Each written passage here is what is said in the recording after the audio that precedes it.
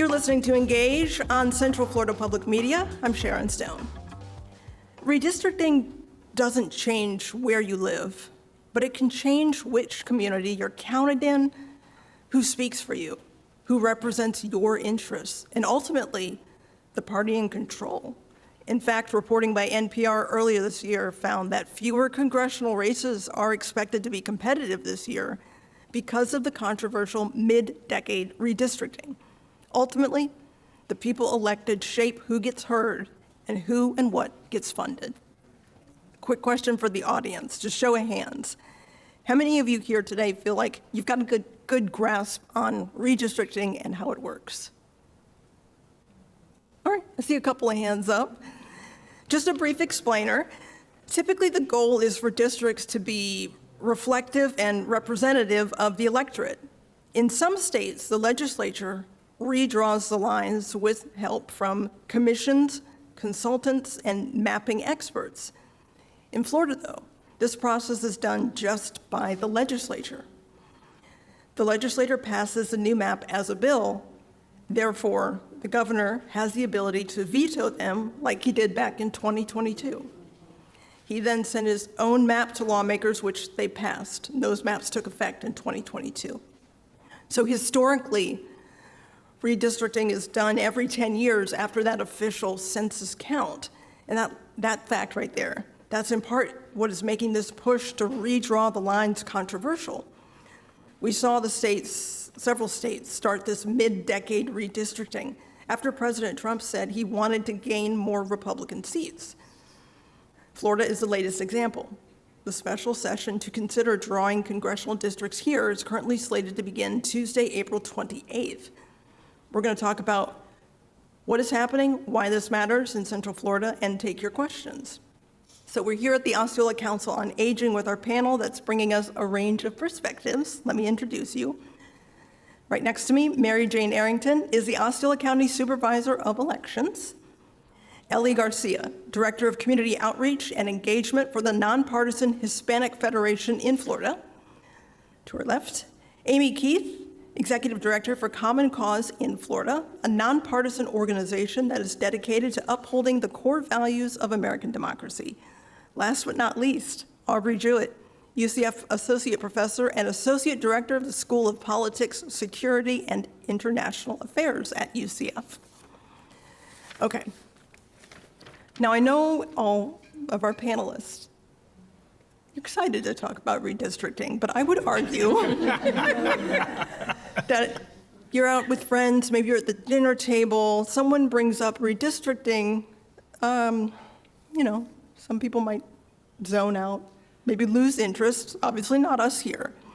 But I would love to just set the stage by going down the line and answer the question, why should people care about redistricting? And this could be the entire show, so if you could just give me just the short version. Aubrey, I'm going to start with you. Why? Sure. Well, I think people should care about redistricting because it has a direct effect on who will represent you in the state legislature and in Congress. And it also has a very direct impact on which political party has a better chance of being the majority in the state legislature or up in Congress. Amy? Thank you. So when we think about redistricting, I think we can bring it down to the level of thinking about community, right? We know that most Floridians want community interests to be represented. That's what you're asking for when you ask for representation from somebody who has been elected to make laws on your behalf. And the redistricting defines what community is voting with you. Who else is represented with you? Who else is voting for that person who represents you? It is a core way that we're defining our community because it is the way that our community is getting the laws it needs or not getting the laws and policies it needs. Ellie? For us and for how this represents us and how this will affect is because it's asking the question, why? Why do I need to have 3 jobs? Why do I need to pay for my rent? Who is making these decisions? And bringing it really into the issue base of asking those questions. So that's why it should matter, because when we think about, community, like Amy mentioned, it's about asking those questions and making sure that this will affect our daily lives, when it comes to these decisions. Mary Jane? There's a phrase that's being batted around a lot, that voters should choose who represents them, not elected officials choosing their voters. And what we're seeing now is elected officials choosing who they picking who will vote for them. Well, let's get to what's actually happening now. And let's just start with the elephant in the room here. Aubrey, I'm the elephant. I could be a donkey. you hold the answer here. So, we saw states start this mid-decade redistricting after President Trump said he wanted to gain more Republican seats. Is this a partisan issue? Yeah, I mean, I think the simple short answer is yes, this is a partisan issue. You would not see all this mid-decade redistricting going on around the country, nor would you most likely see it here in Florida if President Trump hadn't asked Republican-leaning legislatures to do it, to try to bolster Republican chances of keeping the majority up in Washington, D.C. Historically, we've almost never seen mid-decade redistricting voluntarily. It does happen sometimes because of court battles in a court order, like even in Florida, it happened the last cycle. But it's only happened maybe before this cycle, it's only happened twice that I know of. And in one case, it was Colorado, and their Supreme Court said they couldn't do it. So it just doesn't happen very often. Let me ask you this. The Florida voters passed the Fair Districts Amendment in 2010, basically saying maps cannot be drawn for a political party. So the Florida Constitution bans partisan gerrymandering, right? It does. So is this effort constitutional? Can mid-decade redistricting be done? Well, that is a legal question that's yet to be decided. I will say just, again, the plain, simple answer, it's sort of like everybody kind of knows, and I say everybody, journalists, political analysts, political scientists, all the members of the party, everybody knows that there's a partisan intent. Republicans in this state would not be doing a mid-decade redistricting if they thought they were going to lose seats.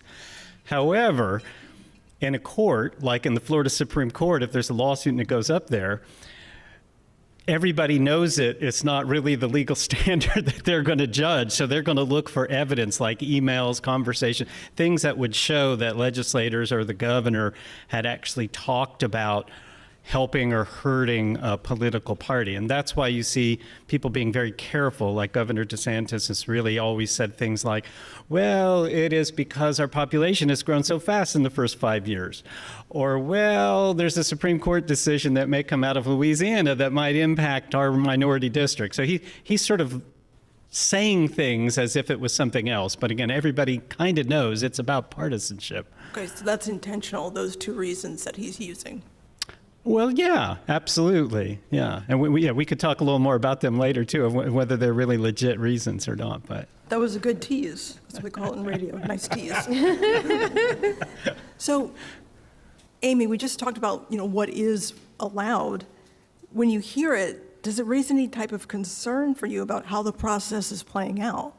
Oh, so many concerns for me about how this process is playing out.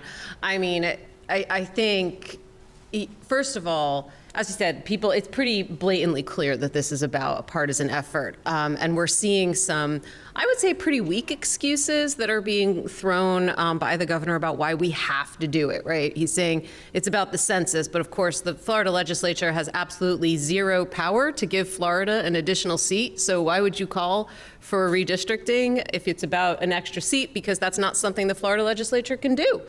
I'd also, we hear this talk about, it's about the Supreme Court case in Louisiana versus Calais. Florida's not party to that case, right? That case doesn't have any legal authority over requiring Florida to redraw a map. But there's a reason, as you were saying, there's a reason why we're hearing those kind of excuses, and that's because the governor full well knows that this is illegal. The Fair Districts Amendments are extremely clear. No map, no voting district can be drawn to benefit or disfavor a political party or an incumbent. More than that, This issue is extremely unpopular with the people of Florida and has been consistently unpopular with the people of Florida for over 15 years. We voted 63% to pass the Fair Districts Amendment and make partisan gerrymandering illegal. Common Cause did a survey in September. We found 66% actually wanted Congress to make partisan gerrymandering illegal. That is 66% of voters in Florida across all parties and political affiliations. So it's, you know, when I see people moving forward with a process that is both against the law and against the will of the people of Florida, and not only that, a process which is moving in a very secretive way, a process which has no public, nobody was allowed to speak during the hearings in December. This session has been pushed from Monday the 20th. People were preparing to come up and speak, and now it's pushed to the 28th. We hear it being pushed back further and further. There have been no maps yet. The people of Florida have no say. So not only is it an illegal process, not only is it a process against the will of the people, but they're not even trying to have the will of the people in this process. So that makes it feel even more political. Aubrey, I need you to help me understand something here. The U.S. Supreme Court decision that Amy just brought up, that could affect voting rights and law. So how does that Supreme Court case out of Louisiana have any impact on what's happening here? Well, the Supreme Court case in Louisiana is really about the application of the Voting Rights Act to drawing districts, to redistricting. And specifically, it's looking at what is the obligation of states to draw districts that favor minority groups if there is a large enough group of minorities to draw a district.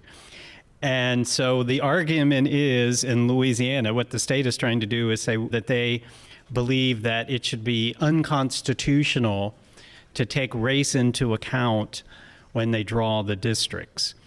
And so if the Supreme Court says yes and agrees with that argument, it would certainly affect Louisiana, but the thought is that it might impact a lot of states, particularly in the South, including Florida, because we have at least a half dozen districts that are either majority districts or at least minority influence districts, meaning they have a fairly large percentage of Black or Hispanic residents. So bottom line is, what Governor DeSantis has said is if the Supreme Court rules in favor of Louisiana and says drawing congressional districts with the explicit purpose of helping a minority group is unconstitutional, then Florida would have to change some of its districts. Again, whether that's really the case or not, you know, that's maybe another story, but that's the basic argument in what's at stake in Louisiana and how it might apply to Florida. Do you think there's anything to learn from what we've seen happen in Florida before with what happened in North Florida? The Florida Supreme Court upheld the map that eliminated a majority Black district. What does that decision tell us about how the courts are looking at redistricting now, if anything? Yeah, well, a couple things. One, the Florida Supreme Court has 6 of 7 members that were appointed by Governor DeSantis, and they tend to be quite conservative, Federalist Society, taking a specific view of how to interpret the Constitution.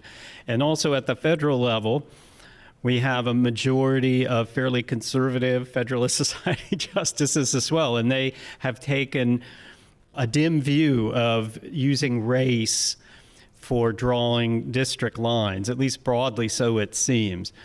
And so when Governor DeSantis, back in 2022, he vetoed the original map that the Florida legislature drew, that by all accounts was actually pretty fair. It was pretty much based on the previous maps. And they said, the previous Supreme Court about a decade earlier had scolded us and made us, redraw. So this time around, we're going to pretty much keep to those same lines. Well, they sent it to the governor, but he said, no, I'm going to veto it if you do this.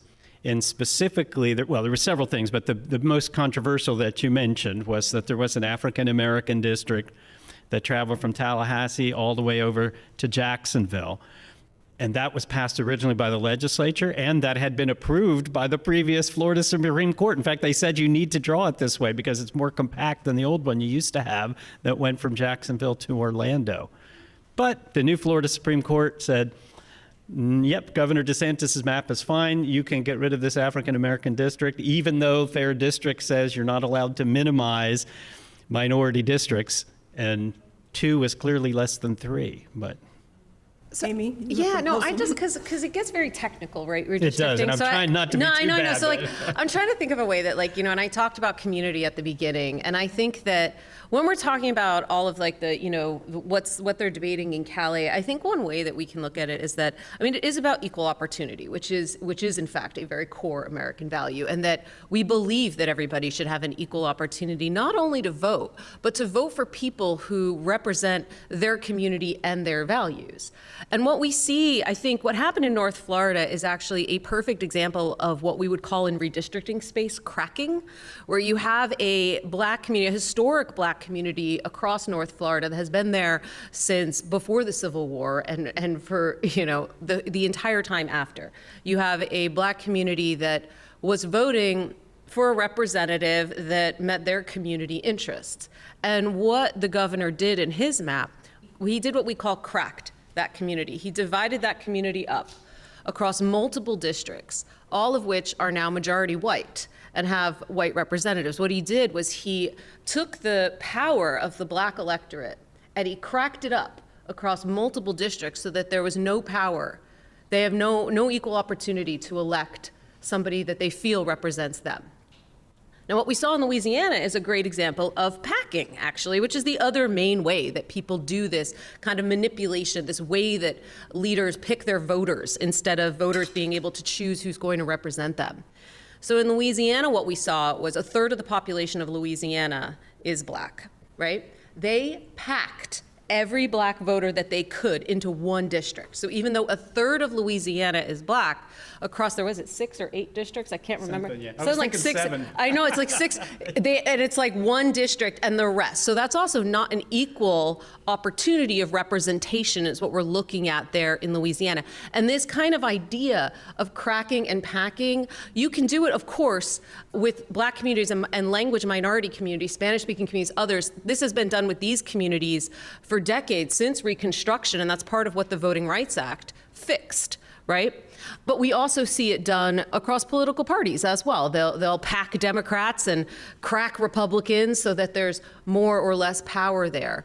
But I always like to go back to it that, especially when we're talking about cracking and packing on the basis of party, which is again legal in a lot of the country, but not illegal in the state of Florida, I always like to remind people that your party is not an immutable characteristic. You are not, in fact, red or blue. You can vote for whoever the hell you want to when you get into the voting booth. So that is always something to remember, that there is a lot of power in drawing the lines, but we always want to remember how much power voters have as well at the same time. I'll have to make sure you're at the dinner table if we're talking about redistricting. Get fired up. We continue our conversation on mid-decade redistricting, what's happening, why it matters here, and how it could affect your community. We're coming to you from the Osceola Council on Aging, where we spoke with a panel bringing a range of perspectives. Mary Jane Arrington is the Osceola County Supervisor of Elections. Ellie Garcia is Director of Community Outreach and Engagement for the Nonpartisan Hispanic Federation in Florida. Amy Keith, Executive Director for Common Cause in Florida, a nonpartisan organization that's dedicated to upholding the core values of American democracy. And Aubrey Jewett, UCF Associate Professor and Associate Director of the School of Politics, Security, and International Affairs.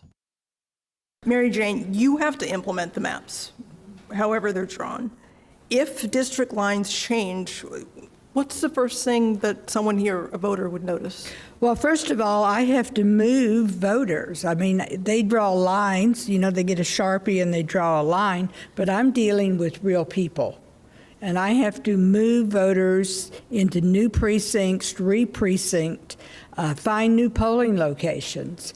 And then I have to notify the voters. And I hate to tell y'all, voters do not pay attention. So in our office, the goal is we try to hit a voter 3 times when we've made a change, because we don't want to disenfranchise a voter at 6:45 on election night when they go to the wrong place to vote. Because in the state of Florida, on election day, you must vote in your assigned polling location. So we try to notify these voters as quickly as possible of these changes so they can be prepared. The biggest obstacle I see right now is it took us 3 or 4 months to redistrict in 22. We're down to 60 days. I have to mail out overseas and military ballots by July 4th. Ours are planned to go out July 3rd. That really doesn't give us a lot of time. Ellie, when you and I were talking, can you share just in your work with voter outreach, you're already seeing this impact Yes. communities. Talk about that. Yes. So, as a nonpartisan, nonprofit organization, one of our work is to help people register to vote and get them to vote and educate them about the process. And you're right, it is difficult or challenging to start talking about why is it important for voters to go out and vote. And so it takes a lot into making sure that we are having a one-on-one conversation and talking about issue base and how is it important. And I brought that example when it came to local elections, so there were some local elections happening in Apopka, and many of them thought that they were voting on the same place that they vote for a presidential election. So that turned out to be long lines, and everything. So it's very different. So that's why one of the things we always say, elections happen every year, but you also have to be informed. You have to know where to go, how to look for your voter registration, if you're registered or not. So that's part as a nonprofit organization to really ensure that all the voters have that accurate information that they need to have, because if not, it creates confusion, it creates discouragement, and I think it's just some of the maps are also not mapped really good already, that it's difficult for people to really see, so where's my polling location now, so it's confusing. So if redistricting were to done, it was going to create more confusion. It's going to discourage voters to go out and vote. And for us, it's going to make sure that we put more information out there to help out the SOEs, but also ensure that voters get out to vote, when it comes to every election. Because you're dealing with people, with families who are working multiple jobs. Yes. So, and that's the challenging, we do have early voting, we do have vote by mail, but one of the things that I always say, if I'm thinking of how I'm going to pay my rent, what is my plan? I have to make a really good plan. If there's long lines, can I wait? During the elections in Apopka, for the local elections, people had to leave because they had to, wake up early or anything like that and prepare for the next day for their family. So we're seeing that already. We're seeing that happening. So making a plan takes time when you are a working family, that needs to prepare for many different things that are happening in their daily life. Supervisor Arrington, can we go back to what you just said a second ago? Is it even possible for you to get this done? Do you have the time and the funding? It definitely is not in my budget, but I have a good county commission that supports us if we need additional funding. It will be a lot of overtime hours. And the cost is, I don't think anyone has even considered the cost of this, not only to local governments through the supervisor of elections, but the cost of the special session and all of that. I mean, this is a costly adventure is what it is. So it's costly, and I don't think anyone's even thought about that. Because, starting in May, it becomes really busy in our office. We're trying to get people registered at the last minute. We're now trying to get people to vote by mail because that's a popular way to vote, and people don't understand. They no longer have a request on file. We have candidates to qualify, and that takes a huge chunk of time. And then from the end of qualifying to when I have to have ballots printed and ready to go out, I've got 15 days. And then I also am at this same time notifying voters, your polling location has changed, who you vote for has changed. And that's something else we'll see is voters will go to the polls, and when they get there, they will wonder where a person is on their ballot because they've come to vote for that person and they're not there. And they don't understand the process that has just taken place. The question for anyone who wants to chime in, what do you say to people who do not feel like they're being fairly represented, and they actually do want redistricting. Is that I have something? not found that person.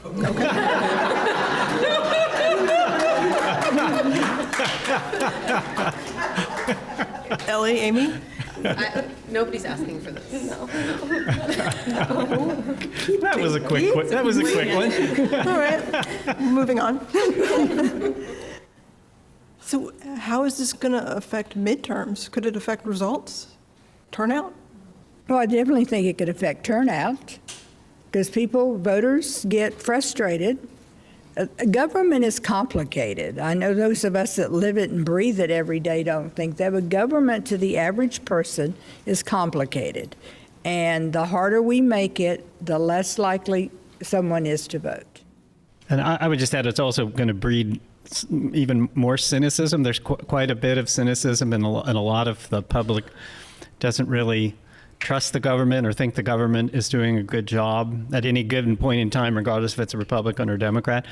And I think when you go and you do something that to most people seems pretty obviously against the Florida Constitution and pretty obviously is just for a partisan reason and hasn't almost ever happened in the United States and it's never happened in Florida before, it breeds a lot of cynicism, and even more so than the fairly high levels that we see among the public right now. I think there's also, like, if you think about it, the qualifying deadline is so close. How are people even supposed to get to know the person who's going to be representing them in Congress? In the U.S., how is that congressional candidate supposed to get to know the community that they're representing, or the many communities that they are representing that may or may not be within the lines that are drawn? It is very disrespectful to certainly our elections officials who have to implement at a very last minute with no extra funding. It is disrespectful to voters, and it's even disrespectful for those who are putting themselves out there to be elected officials and to represent us. So, Aubrey, if parties are trying to draw maps to maximize advantage, have you seen it backfire? Could it? Well, it definitely could backfire. And in fact, I think that might be if the legislature actually doesn't pass a new map, which I don't think is like, I mean, I do think they probably will pass a new map, but there is still that possibility that they won't.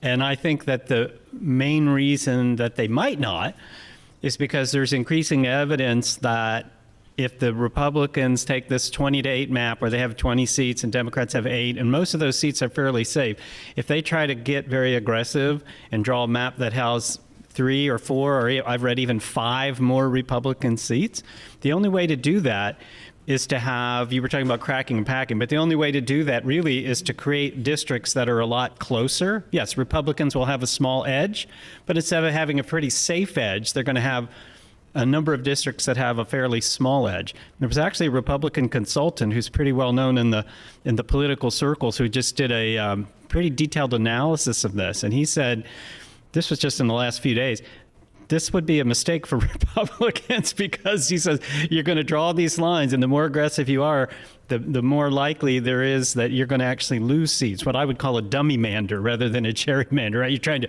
trying to draw seats, draw a new map to help your party, but then you end up losing it. And I might add just real quickly, why might they lose it? Florida definitely has become more Republican in the last 5 years by registration and voting behavior, but currently, because President Trump is so unpopular, and because we just historically know that about 23 out of the last 25 midterm elections, the president's party loses seats.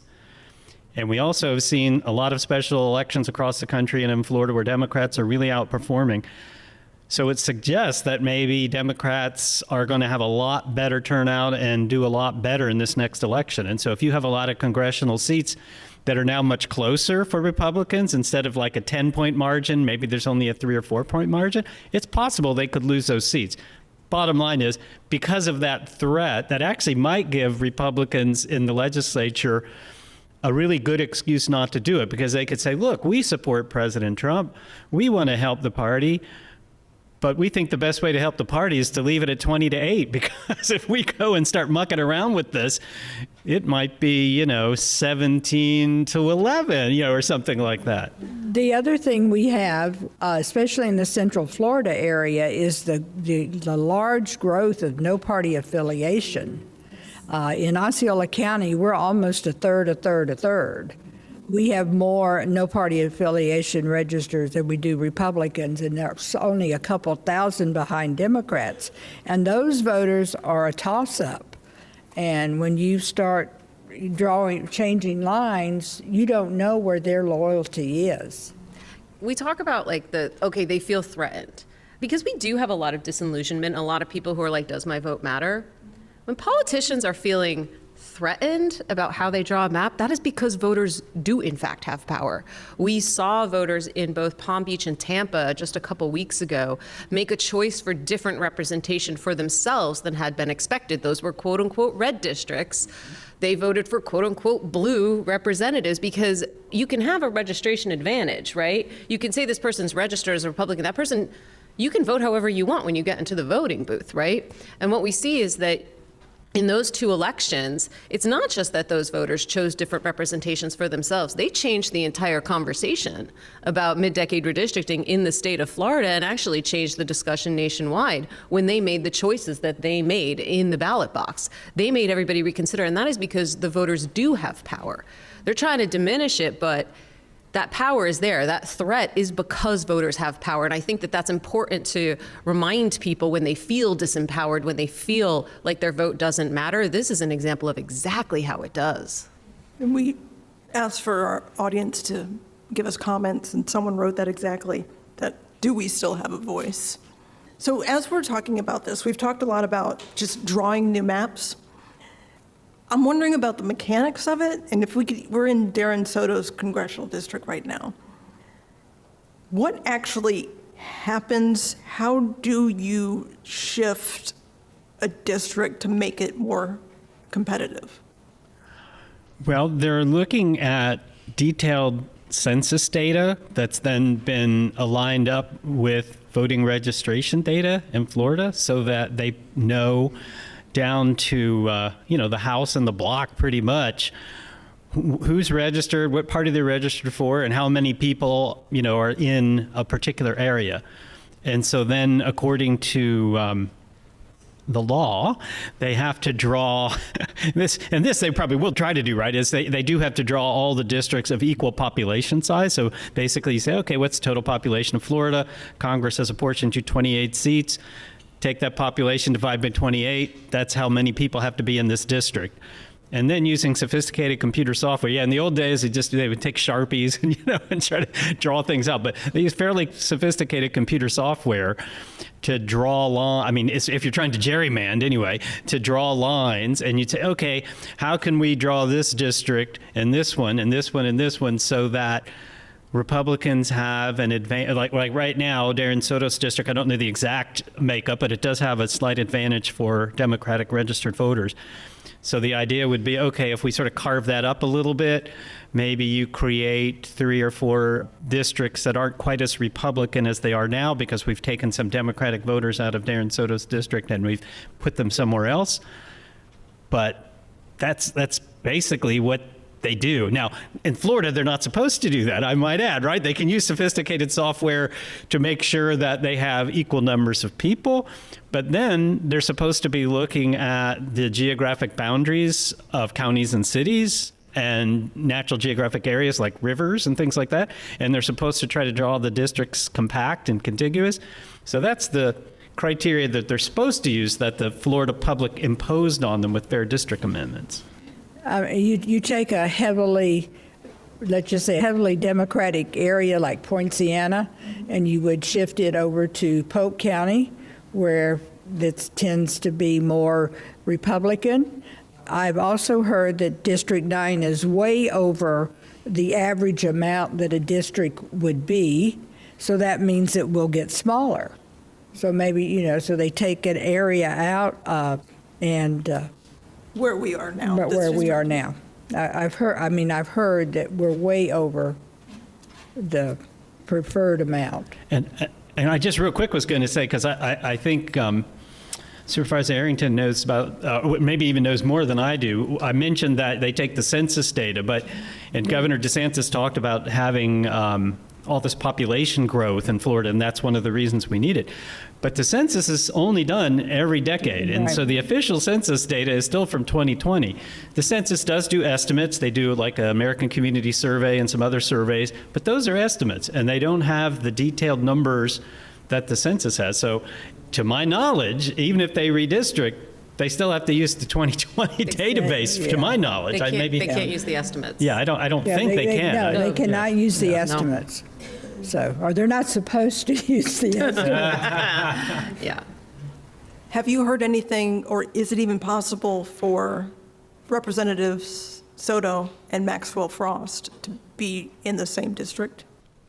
I suppose anything is possible. I'd have to look at the map and see exactly where their residences are, but I mean, that would be a common tactic in states that don't have a prohibition against gerrymandering, is that they'll say, okay, let's redraw the lines and we'll put two of the other party in the same district, so they'll have to duke it out or move to a complete new district. So just one other thing, that when you ask about specific congressional reps, I do think it's interesting that most of the Republican congressional representatives in Florida have come out against mid-decade redistricting. They don't like it at all because they feel like it will hurt their chances to be reelected, quite frankly, because of two reasons. One, the incumbency factor. If they're put into a brand new district that a lot of people don't know them, then they lose the advantage of name recognition and incumbency. And then two, as we were talking about earlier, they're just worried that, hey, if I'm in a district right now that's like plus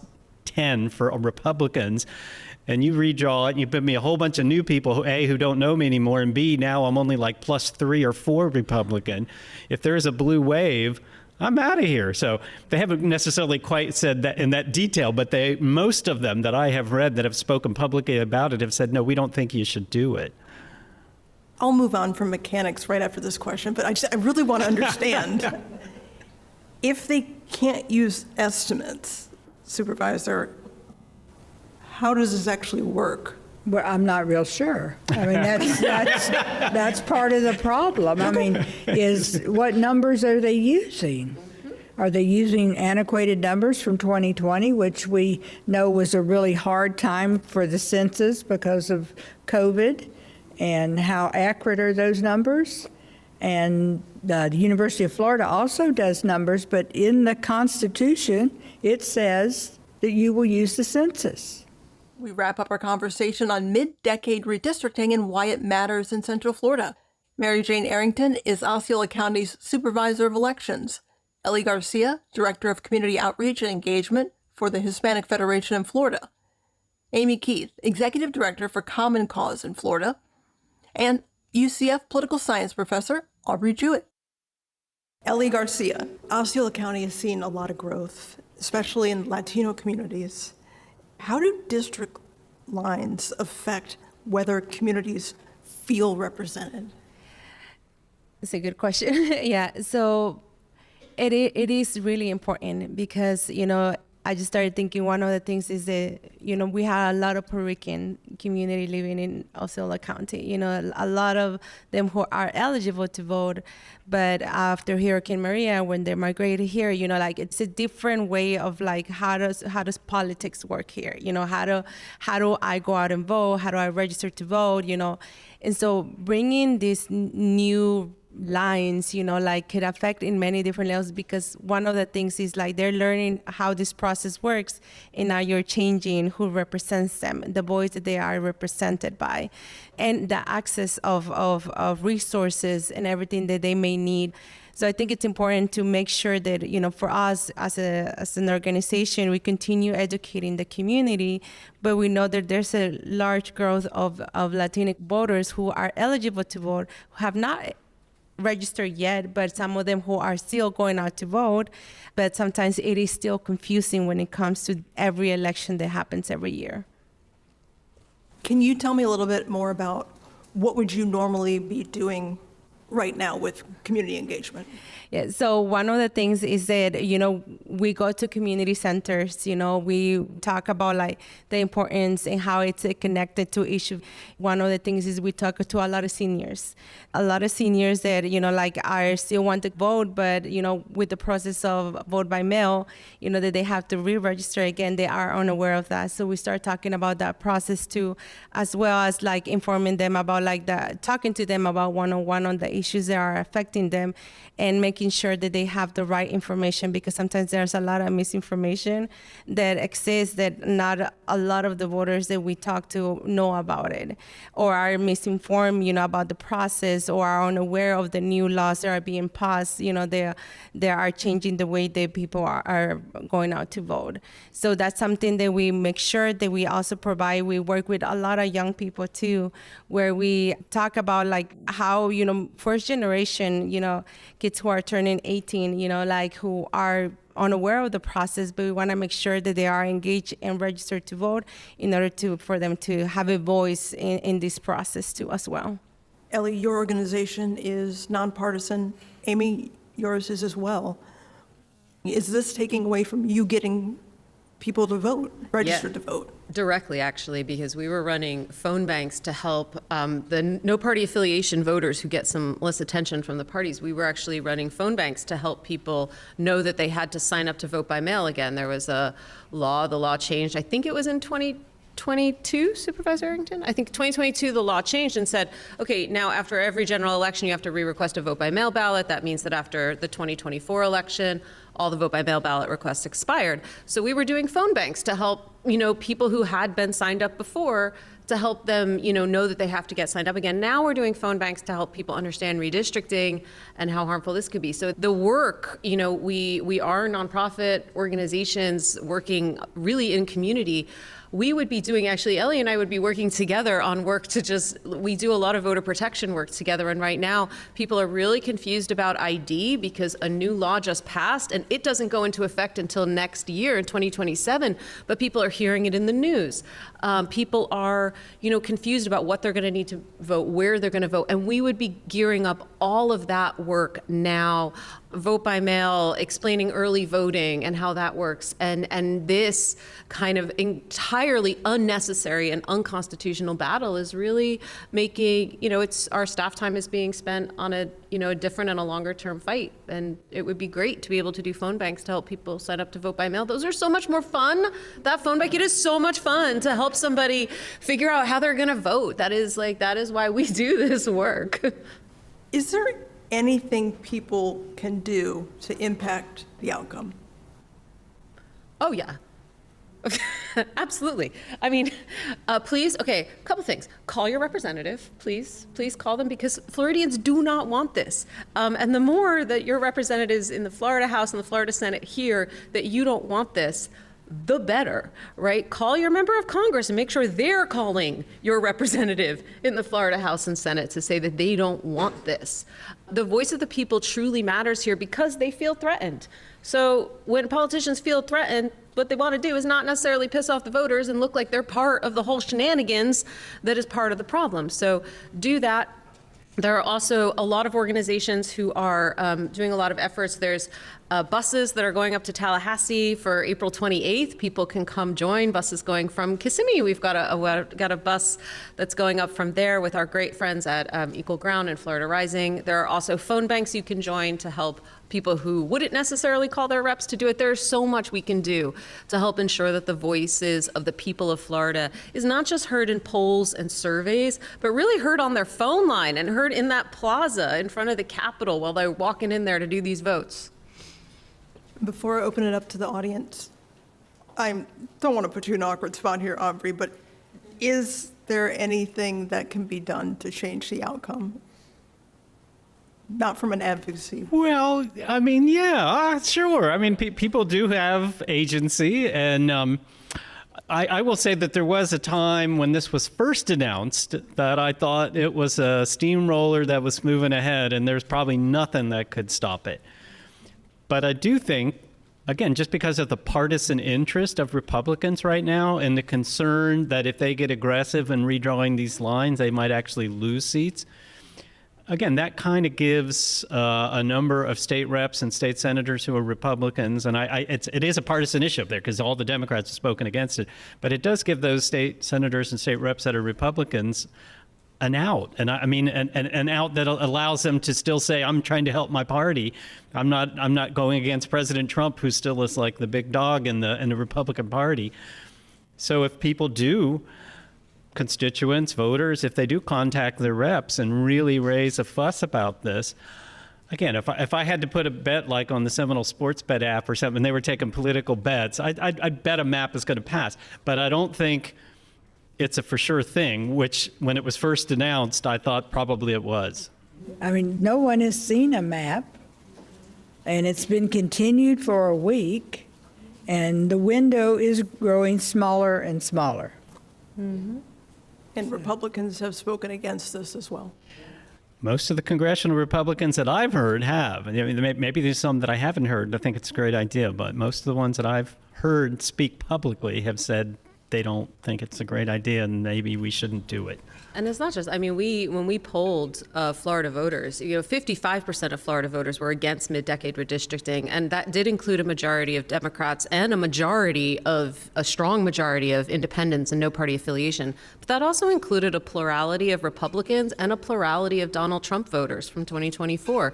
It was only a small minority of Republicans. I mean, I think even, and that said, it was only 36% of Republican voters who are in favor of this. Most Floridians across party affiliation are opposed to this.